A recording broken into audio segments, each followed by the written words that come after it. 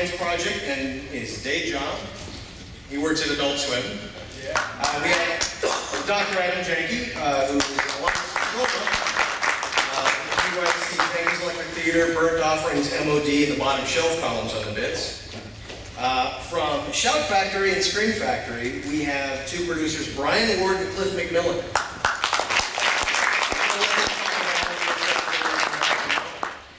Robert Meyer Burnett. Also episodes of Panelist TV series, and you just saw him on the last panel with me. Currently he's working on extras for the Star Trek Blu-rays, Star Trek The Next Generation, Star Trek Enterprise. Panelist. Charles Lauzirika, director of Crave. Prometheus, the epic anthology, which you all know, which some of you may have gotten a great deal on Amazon over the last week, 20 bucks. Blade Runner, The Amazing Spider-Man, and he's currently prepping a second feature film. And Cliff Stephenson, whose work includes upcoming projects from Escape Plan, Vatican Tapes, and you may know his work from the Hunger Games Special Edition. So we've got a lot of interesting stuff to talk about. I mean, obviously, in terms of announcements, some of the bigger ones recently, obviously, if you were here a little minute ago, you heard The Right Stuff is coming up before the end of the year. Star Trek Into Darkness is coming in September 10th. Man of Steel is now up for pre-order. And have you guys noticed that there's a trend where the week that movies come in theaters now, you can pre-order them on Amazon.com? That seems like fairly recent. I don't know if you've been down to the show floor or not, but Fox is showing off Predator 3D. Coming on Blu-ray in December, and they've got a Predator head box. There's only 500 of them, special packaging. And if you order them here, you can get yourself 3D scanned and printed onto a pipe, so it's the Predator's got your head and spine.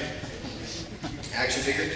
Hobbit, Unexpected Journey. The extended edition of that is going to come out around mid-November.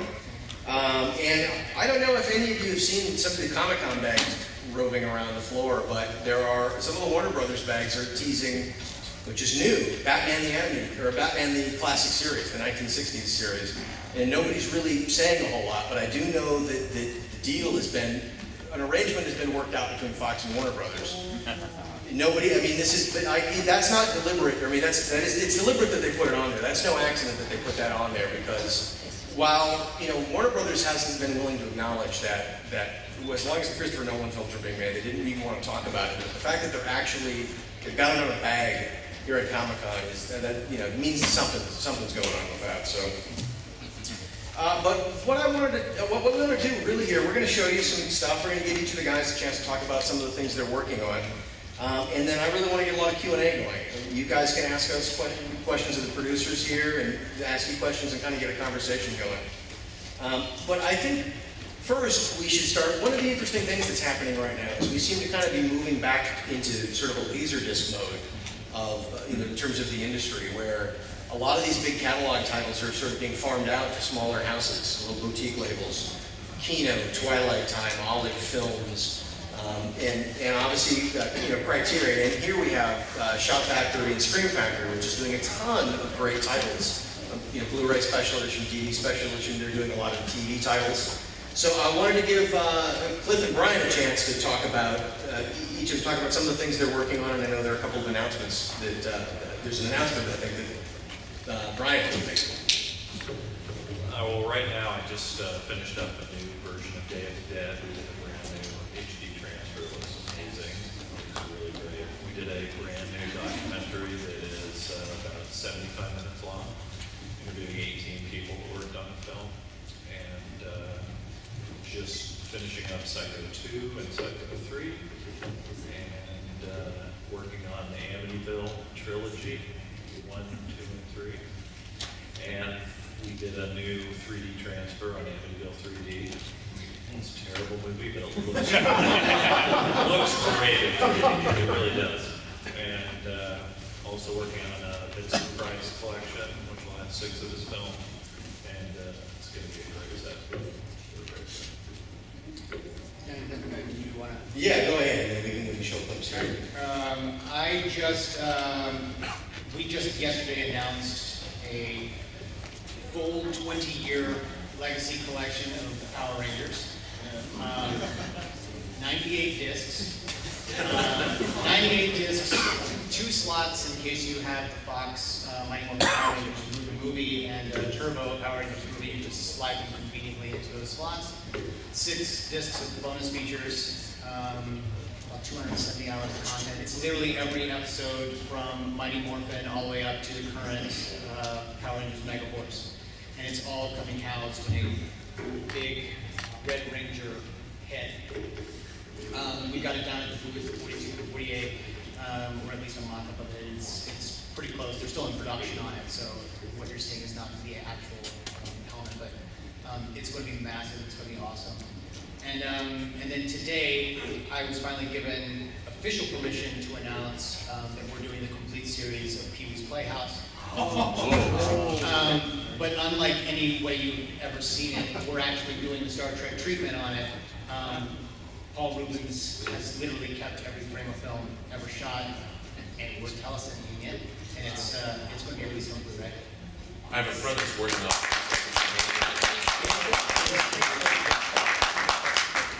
so that should be coming out sometime, probably a little at the end of 2014, or beginning of 2014-ish. We're in the process. It could be the end of 2014. Paul's directly involved. He's doing a lot. He is very involved, and the guy is such a resource. I mean, it's amazing. Very cool. And I think we have. Is it from Pee-wee that we have? I think. With yeah, we did create a little sizzle just in case we were allowed to announce it. So we'll take a look. It's kind of weird though. Amazing. You can actually. I never really understood it until I stepped inside. That's good. And so that's 2014, is it? Yeah. Hopefully. I mean, we're in the process of working on it now, and a show like this we want to do right, so we don't want to rush it. Yeah. And so yeah, it'll probably be early 2014. Right. I mean, it'll be a complete series. Very cool. And I think, Cliff, you had a clip that we were going to show too. Is it the sizzle reel, or you want to set it up? It's just a sizzle reel. Yeah. Okay, we can play that second. Yes.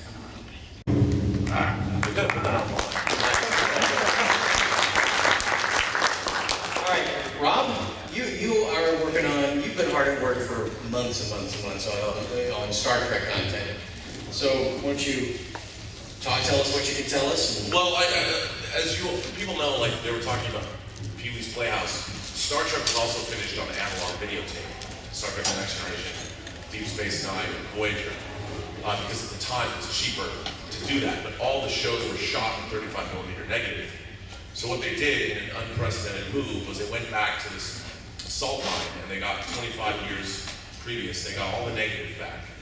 And CBS has been scanning all of the negative at 2K resolution and finishing the show in HD, in true HD. And for instance, sometimes the visual effects have 10 layers of shots. You've got various passes such as the actual beauty pass for models, and the warp nacelle pass, and the window pass, and they're recompositing those things. And then they're also digitally recreating planets and things like that.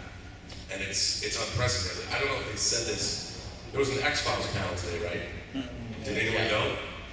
I think it's later today. Oh, it is. I think it's never mind. I'm not going to say anything about the X-Files. But yeah. if say 20th Century Fox was looking to do something like they did with The Next Generation, there might be a show that they could do it with. Right. And it might be an announcement that's happening fairly soon. Yeah, I'm not saying that they are, because what do I know? I don't work for them. It's kind of kept secret. But the people that are doing Pee-wee's Playhouse also did Next Generation. Could be working on something else. But I think it's important that we're now seeing shows like this being restored, because obviously they didn't exist in high definition, and now that they are, and the fact that CBS has the foresight and the financial wherewithal to do this is, I think, incredibly important in terms of the legacy of Star Trek and the legacy of other shows. I mean, they're also restoring other programs to high definition, aren't they? Yeah. But I think I brought a clip. One of the things that we've been doing, I've been doing, is the special features, and CBS has also allowed us to do whatever we want. We've basically been able to interview everybody involved with the production of the show, and including people like Rick Berman and Brandon Braga, who are the bad boys of Star Trek. A lot of people didn't like them.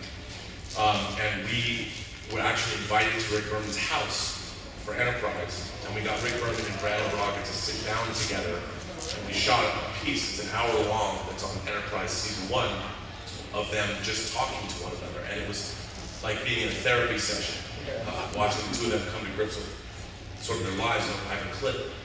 It's on the Enterprise season 1 Blu-ray. It's called In Conversation, which we're now doing more of. In season 4, you'll have In Conversation with the Star Trek art department.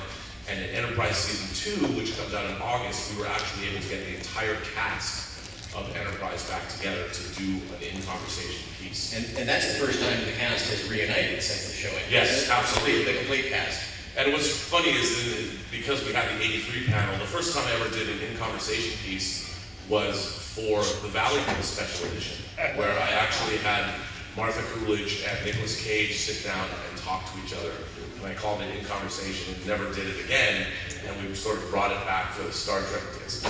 So we can show that. Okay. We have a Blu-ray. The ironic thing is with the Enterprise Blu-rays, that show is getting more love now than it ever did when it was on the air. I mean, even fans are discovering it now that they never bothered with that show when it was on the air. And CBS has been their legal department, our documentaries are pretty scathing and pretty honest. And CBS, to their credit, has allowed them to be. And the fact you can just see that Rick Berman and Brad Braga have given us sort of complete access, and they're very circumspect and introspective about the show. It's really interesting to participate in going back and interviewing all these people. So I think that comes through on the disc. Charlie, do you want to talk about some of the things that you're working on, you're involved in right now? Well, I feel bad because the timing of a lot of the projects I'm working on now is such that I can't talk about them. It's really unfortunate because there's at least one, if not two, that are amazing titles that I wish I could really tell you about. I am working on the Amazing Spider-Man 2, though, which is ongoing, and had a blast in New York on that one, and I think you guys will like this movie.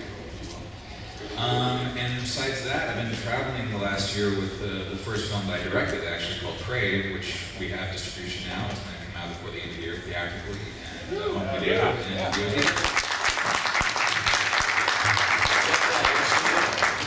What studio? I can't say yet.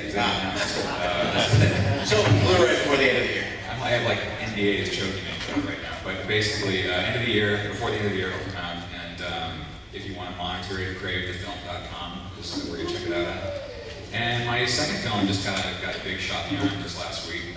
It's looking like, fingers crossed, it's going to be a science fiction film based on a Philip K. Dick short story. And hopefully I'll have news on that soon. But that's the thing that kind of sucks about this job is when you work on projects that are very sensitive, you can't talk about them half the time. You can't bring up awesome sizzle reels like we just saw. You can't, like that's where I'm at. That's my seat this time in Comic-Con is I can't say anything. So I'm glad I'm here. Yeah. The shout, I don't like the shout the Pee-wee thing was something that you guys just got approval to show. Yeah, we just Paul said okay a couple days ago. Yeah. Cliff, what do you got going on there, man? Well, I don't have anything to show because everything I'm working on is either far out or we haven't really finished anything. But one thing I can sort of announce, it's not really an announcement, is that we just started working on Hannibal season 1. So we're working with Brian Fuller and his team and putting together all these great special features for Hannibal, which won't be that long from now. Yeah, you're not going to be waiting much into the fall to see the disc release. But if you haven't seen it, it's a great show, and they're totally on board and love special features and everything. So we're going to put together a really awesome thing. So I've been traveling to Toronto and DC and all over the place shooting interviews for Hannibal. So that'll be announced soon. But I just got started on that about 3 weeks ago. So, and then other than that, it's I'm working on Escape Plan, which is the Stallone Schwarzenegger movie. That'll be out in theaters in October, and so that won't see release until early next year.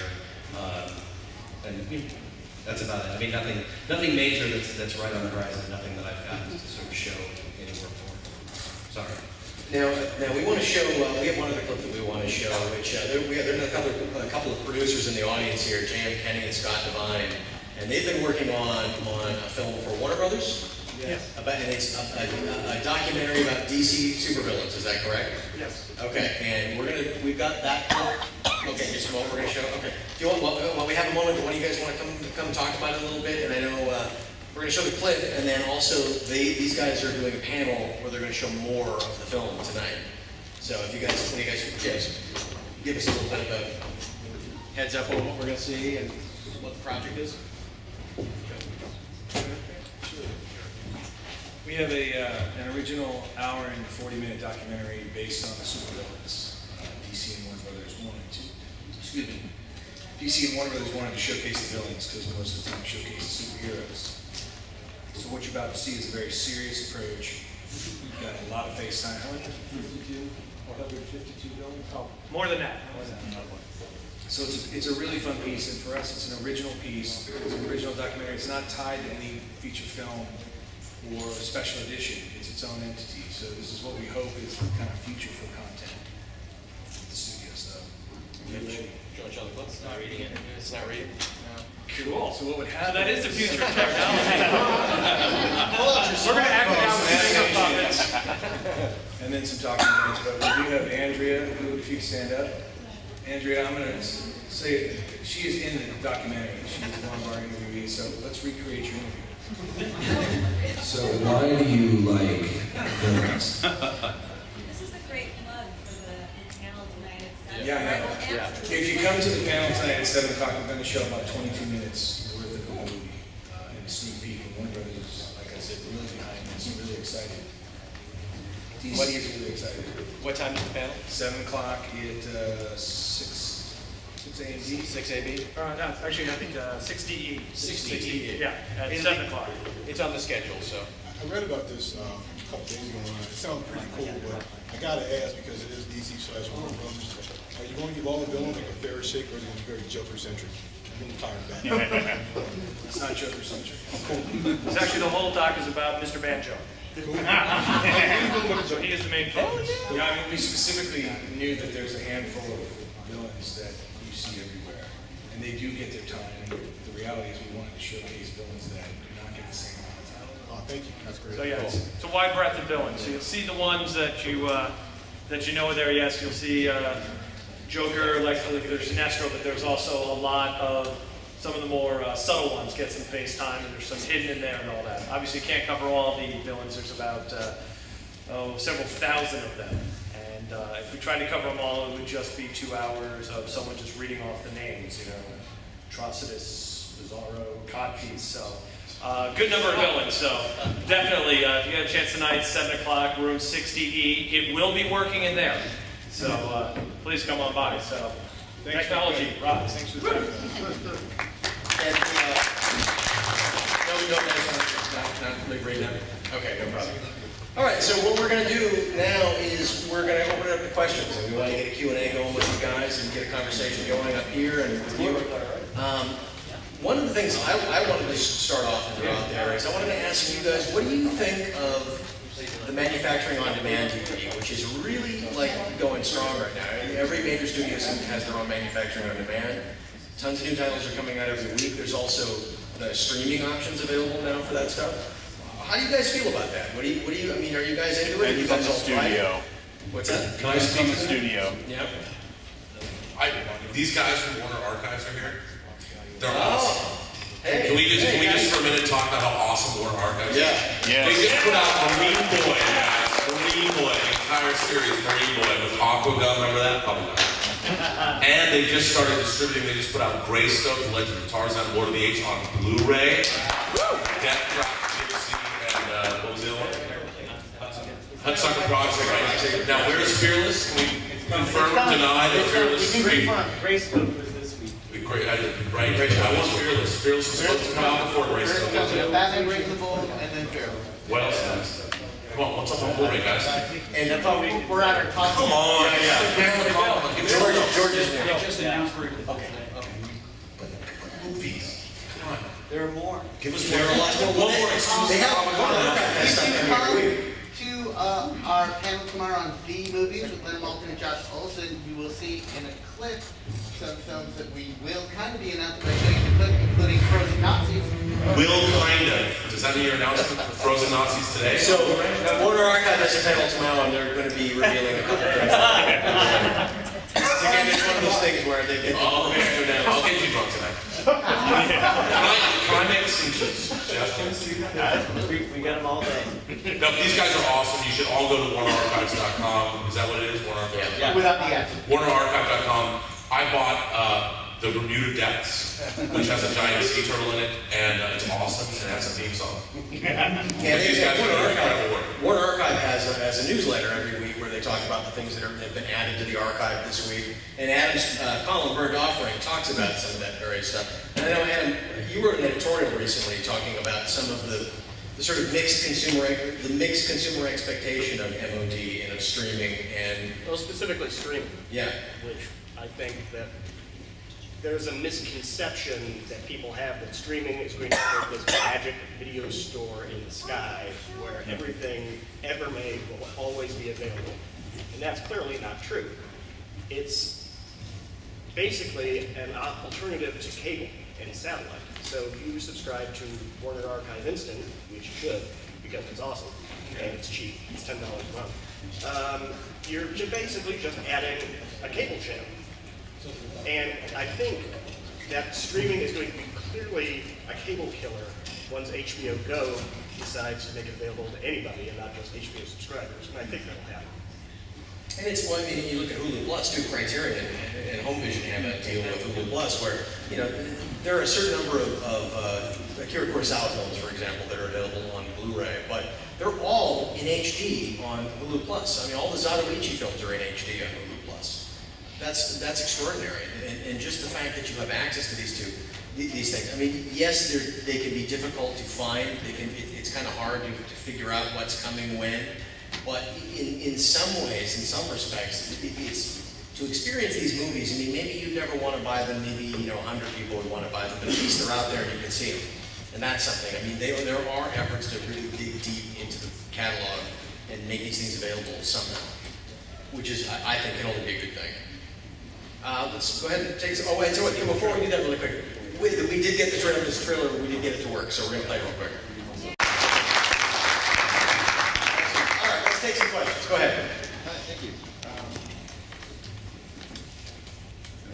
Is audio? Can we get the audio on? There we go. Hi. I just want to preface this. I work with a cinema chain in Canada, and to follow up on what was being said about what CBS has done with the Star Trek Blu-rays. For anybody that doesn't know, they've done cinema events for one night only. It's kind of leading up to the Blu-ray release for Star Trek Next Generation. But no longer. There will not be any more. But no longer, okay. They've done 3 of them. Not doing any more. What are the reasons behind it? They were very successful. Oh, I know. Anyway, well, my question. By the way, CBS would love to do more. Okay. We absolutely would. Okay. And the single disc redemption disc, which was going to be the 4th theatrical event, comes out on July 30th. Okay. So, but it won't be theatrical. Okay. Good to know. But following that, I mean, I know there's a number of opportunities that might lie with doing one night only cinema events, such as the Star Trek, such as the preface to the Pee-wee Playhouse series, or even the supervillain documentary prior to its Blu-ray release. So part of my question is offline perspective, being able to discuss an opportunity for that, what the powers that be. My real question, though, is with respect to what Adam was talking about with streaming, and how the future of Blu-ray would compare not just to streaming, but to digital downloads and owning a digital copy of a film that might or might not come with any extras, and how we feel the future of Blu-ray is overall affected by that. I can certainly start and say, I mean, you're already starting to see some catalog titles have fewer extras, and even some big releases, like, for example, Star Trek Into Darkness. The Star Trek 2009 had a ton of extras on it. The new one has, 5 or 6 documentaries, and there is a certain degree of scaling back on some titles. And on catalog titles, a lot of the times you're seeing the extras from the DVD ported over, maybe 1 or 2 things, but the menus are starting to be that kind of generic thing that they were at the beginning of DVD again. So, and clearly the studios are farming out a lot of titles to smaller houses.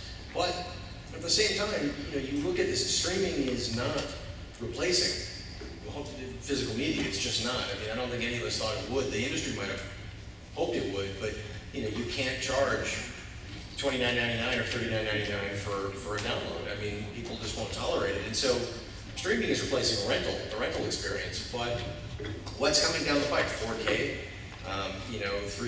auto stereoscopic 3D. Those things are all great, but I don't see any indication that there is any demand for 4K from consumers or from this. I mean, the studios might want it. I know the hardware manufacturers want it, but I know broadcasters don't want it because a 4K broadcast stream eats up more pipe, more bandwidth, and that means less advertising that you can charge.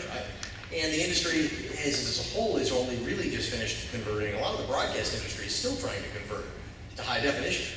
A lot of local channels around the country still haven't done that. So I think we're entering a period of time where you're going to see these things just coexist for a long while. For a good long while. Blu-ray, DVD, streaming. There'll be some other things that'll be tried. I mean, Todd, do you have any impressions about what you see happening with? Well, I mean, I'm one of the people that buys everything. I don't download it all. So I'm hoping it doesn't affect me and the whole thing will taper off. But I'm not hopeful because I don't think that there's an appeal that is out there that people can have their movies on the go. And the studios might be getting a false impression of that and be feeding that need. And I hope that doesn't happen because I want to own my movies in my house. The scary thing is, you do see, for example, Paramount farmed out most of its catalog operations to Warner Brothers. And and Disney isn't doing a great deal with a lot of its. Disney's got a lot of great catalog titles that they're not really mining. But we saw that happen at the beginning of Lauzirika. Most of the studios didn't put out their own product. They went to Image and they went to other companies. So, there is a hope that maybe some of these smaller boutique companies will come in and sweep it and start doing big packages, and they might be charging $60 to be in a book, what it'll be in a disc, and they'll get to own it. Meanwhile, the studio will release their digital download. That'll be their money. Yeah. What do you guys think? Any thoughts? Well, the problem is there's a couple layers to this. One is that stores just aren't devoting as much space to physical products. So that's part of it because at the height of DVD sold so well and so overperformed that everybody wanted that on Blu-ray. And then when Blu-ray turned out to be more, I said it in 2006 when Blu-ray was coming out. I said, I predict this will be like Laserdisc. It'll be the Laserdisc to DVDs to VHS. It just took a long time for them to get around. But I'm glad that they're starting to license stuff out to Scream and Shout and places that will do them the right way and actually put them out. Because otherwise, I know a lot of people hate Twilight Time and they hate their limited model and they hate their pricing and everything. But those are films that probably aren't going to get released any other way. So, I see a lot of people go, well, I'm not going to buy that title until it's $10. And you go, well, that's why you're not going to buy that title, because the studio, economically, they can't put it out for $10. They've got no retail support. They've got no, most of the catalog, Amazon, right? Most of the catalog you get is from Amazon. So, it's not, I don't think that there's less demand, I think that there's less availability, and people got so used to bargain bin Walmart pricing for DVD that they automatically expected that for Blu-ray. And with the format war, they kind of got that. You had buy one, get one free. You had all these things to sort of push one format over the other, and then people kind of got used to that. They got a little taste of that, and suddenly it was, well, why isn't this type of $10? Because if you look at the new release titles, those are doing fine. Day-and-date stuff is doing fine, and the percentage against the DVD sales are doing fine. It's catalog that they're having a really hard time pushing through. And it makes sense when you consider that a lot of these titles have been released 3 and 4 times on DVD. Yeah. Well, what I think, what's great about the Scream, what Shout Factory is doing, they've branded their releases, so you want to buy them all. Like, it's with your O-rings and the new artwork, it becomes a thing. Like when Shout or Scream announces a disc, I just pre-order it on general principle. And when you saw what Twilight Time did with, say, Christine, it was on pre-order for 2 hours, it was sold out. and you couldn't get it. And then what Warner Archive is doing when they're putting out genre titles or things like that, and what Criterion, there are people that just buy Criterion discs. And I think that what's happening is that we're seeing what happened with the Laserdisc market when you had companies like Elite and put out genre titles, and you had fans of a company. And I like seeing that. It's amazing to me that we don't see movies like Chinatown get a big release. I mean, that was just a catalog title that was thrown out into the marketplace, and that was a hugely significant film. And I think one of the other problems, and it sort of goes to your point too, if you're saying to yourself, I'm going to wait until this title goes down to $10, it's already failed. And unfortunately, not only did it fail, but 10 other titles that haven't even been introduced failed because suddenly it's viewed as there's no market for it, and now you just screwed yourself. So it's the smaller companies can't afford to make too many misses because the margins are so, and they're trying to do the best discs, trying to do the best remastering, but all that costs money. And I've got to imagine that to be someone who selects titles for some of these, the boutique labels and the Warner Archive stuff is difficult. You've got to pick the right titles because you can't, have a run of titles that don't do well. Well, it's not just the small company. I mean, the big companies can't do it either. That's the reason why Sony is just throwing out a lot of their stuff to Mill Creek or Twilight Time, is because it's just not worth the effort for them for the small return I mean, the funny thing is when Twilight Time does something at 3,000, and everybody goes, well, that's ridiculous. Why would you want the 3,000 out? And then most of those Twilight Times haven't sold out. Yeah. Which means even with the higher price, you haven't found 3,000 people that are willing to buy As Good as It Gets, which is an Oscar-winning movie. And so, for Sony to look at that and go, well, they didn't even sell 3,000. Why would we put it out? Right. They're... And that informs the choices they make about other catalog titles if they release or not. And I agree with that. Sadly, I'm one of those people that looks at it going, As Good as It Gets is only getting this. I want a good bonus features on that, and so I waited and I was... Well, are you guys doing well? Are you guys happy with, is Scream and Shout happy with the return on the... Yes, what are your financials? I mean, in terms of numbers, but in terms of when I got Fantastic 2, I was overjoyed. Yeah, I mean, some have done better than others, and I do the acquisitions for Screen Factory and for a lot of Shout titles, and when you do have a failure, it definitely you get stared at the next time you bring a title to the management and say we should put this out, and they go, well, you only sold 2,000 on this, so it does hurt a few titles that don't perform. It really does. Well, you were doing God's work when you put out Summer Crash, so thank you. We have just a few minutes left, but I want to make sure we get to each of your questions. So you guys will make sure we get. So let's go ahead and get them. Okay. You mostly answered my question, but just to carry that conversation about streaming and downloads and things, do you think there could be a future where, discard streaming, nobody cares, downloads though, did you download the full kind of equivalent of a DVD? Like I think Kaleidoscape is a company that now has a store that does that, where you're basically buying the movie just as you would, but you don't get a physical disc. You get all the extras. You get all those features, you get the menu, you get everything, but it saves you a trip to the store. I think it can happen. I think it depends on consumers. I mean, if you guys are willing to do that, I think, believe me, I imagine the studios will be happy to do it if they see a demand for it. Okay. But I think that's what it is. And then, sort of related to that, sorry, just to add my second question. So 4K, I'm getting the sense that nobody cares, but have you heard about the standards committees working on a 4K version of Blu-ray to support the Ultra HD and 4K TVs that are hitting? Yes, they are working on it, and I think, 4K looks great, there's no doubt. 4K is by and large what you see when you go to a digital theater these days. I mean, you're seeing 4K, and it looks fantastic, but we have to remember that we lived in this country for more than 50 years with NTSC, analog full frame, and people said, that was good enough. And I mean, even when Blu-ray was coming, people said, DVD's good enough for me, I don't want. So now we're going to do that again, and so there'll be people who will want it, and it'll be, the prices will come down. But again, it's going to be a smaller slice of consumer that's going to have 4K. So I just think you're not going to see that demand. Now, I think the future will probably be 4K. But that takes time. That kind of a transition is nationwide. It just takes time. The thing about downloads, though, is it's like streaming's one thing, but the responsibility isn't on me as a collector to maintain that file. hard drives crash daily, and if my collection just disappeared because I didn't back it up enough, or if I didn't, you know, at least with the disc, it's got a box that I can put it in, and if it gets scratched, it's my fault. But yeah. Go ahead. Hi, this question is for the Warner Archive people. Welcome to the.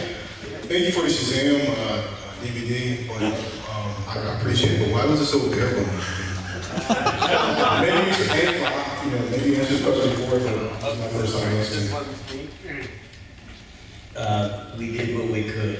And we were able, it was very, very hard to put those together. It took a lot of time and expense because the assets were questionably still saved, and we even, in order even to get the morals, we had to go back to very, very low quality discs. But we tried to make up for what we didn't have on the disc, art and effort, by bringing. And an awesome Jerry Ordway cover. Yeah, we did what we could, and the fans responded.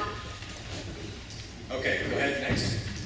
This is a question for Charles specifically. My last Holy Grail Blu-ray that I want is Twin Peaks, and I'm wondering, I know you're probably going to leave me no comment, but anything, I know you worked on the DVD set, so. You're asking, is there any chance? Yes, is there any chance I really want it? Charlie, it is under consideration. Okay, thanks. I would say, because what I do is what I do, not having anything to do with Charlie whatsoever, I think it falls along in the same categories like the X-Files. I think there's a pretty decent chance you may see it at some point. Sooner rather than sooner than you expect. I just want to say about downloads and streaming, I agree with Adam that streaming is equivalent to renting. I am the prophet of the pecker. And about downloads, I have no interest in downloads. I do not want to have to maintain those files, keep track of where they are. I want to watch a movie. I don't know what hard drive it's on. I've lost it. I just like physical product myself. My question is for Cliff about the Hannibal release. How are you going to handle the unaired episode that did not air in the U.S.? There was a truncated version online, and then I think it aired overseas. Right, yeah, there's 13 episodes, but only 12 were aired. I cannot confirm nor deny what the plan is for that, but I would say We do have time for one more, so if you have a question you want to stay in? Yeah, let's grab it. What do you think about Google and Intel's on top services that they're working on for channels on top of broadband? So they're offering channel offerings Sunday, and maybe there'll be supplementary content, stuff like that. You're talking sort of like an interactive TV or internet TV, essentially, is sort of what you're talking about? Yeah, they're developing essentially cable networks that run on top of broadband. Yeah, I think internet TVs. I mean, that may be the future. I mean, internet TV may be the future. I mean, that may be where the networks go. That may be how it happens. Everything will be moving online anyway. So yeah, I think that's possible. Go ahead. I'd like to throw out some titles, see if you know of any of these possibly coming out, either Blu-ray or DVD. UFO, Blu-ray. I have UFO on Blu-ray. They released it in Japan and it's awesome. it's version. I mean, it's region 1. It looks so good. And I also, how much was it? The Thunderbirds, because when they released Thunderbirds on Blu-ray in England, they cropped it to make it 16:9. But the Japanese versions are full frame and they are awesome. Of course, they're $400 each. It's possible, and I should add to that, and Jerry answered this, Space 1999 Season 2 is coming. It's taking time, but it is coming. I heard that they have an exclusive until 2015 in Japan. So they might come after that. Yeah. But I don't know. But it's the best $400 you'll ever spend. I'm serious, man. And by the way, Amazon Japan will get it to you sooner than Amazon America. Real quick, I'm throwing these out real quick. Green Hornet Search, Bobcats, Magician. Any word on any of those? Wow. I can't think of it. I mean, I haven't heard anything about any of those. It's possible, but Warner Brothers is mining Paramount's catalog a lot more. They're mining their own catalog a lot more. Maybe you never know. You never know. Anything? Any guys? You hear anything about any of those? The Magician of Bill Bixby Show.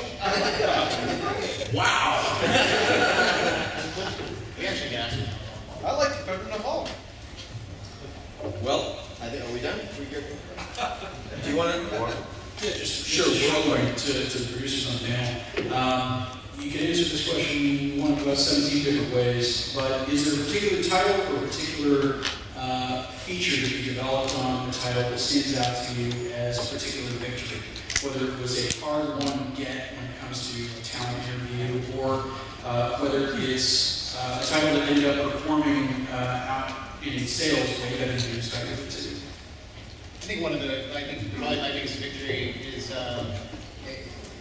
Max Headroom, actually, on DVD.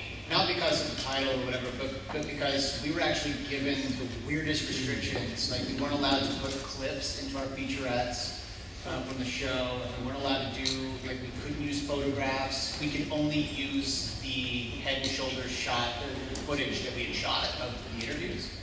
And my editor, who's here, Frank Muller, still put together a 70-minute featurette, the documentary on it, that it's just as interesting as anything I've ever seen in clips. So I look at it and I'm just like, I think I've had a few, I'm lucky to have a few victories, but I feel like the one that I never thought would ever happen was the full uncut Alien 3 documentary. But I changed one letter to Wreckage and Rage just so we could get it through legal. But I actually added, I went back to the original, because some of you may not know, the Alien 3 documentary I did for the Alien Quadrilogy DVD set was censored. It was a little too hot for DVD. We had to cut out half an hour, so I took my name off of it and put on Frederick Garvin as my pseudonym. Fred Garvin, male prostitute from Saturday Night Live. After many years of talking to Fox and kind of we smoothed it all out, and thankfully Sven Davison really helped out there when he was at Fox. We got it through legal. And I went to the original cut, the uncut version, which was originally censored, and I actually added about 15 minutes more, thinking that that would get cut. That'd be like a sacrificial lamb. I'll throw that up, get it cut, and then I'll get the real version out. Fox and Xanax. So you got in that version, the original uncut version, 15 minutes more, and then I believe about 45 minutes of additional enhancement pods on top of that. So you have 5 hours of Alien 3 documentary. Completely uncensored, Fincher, getting upset on camera, all that stuff. So that's awesome. That was probably the biggest victory for me. Guys, thank you so much.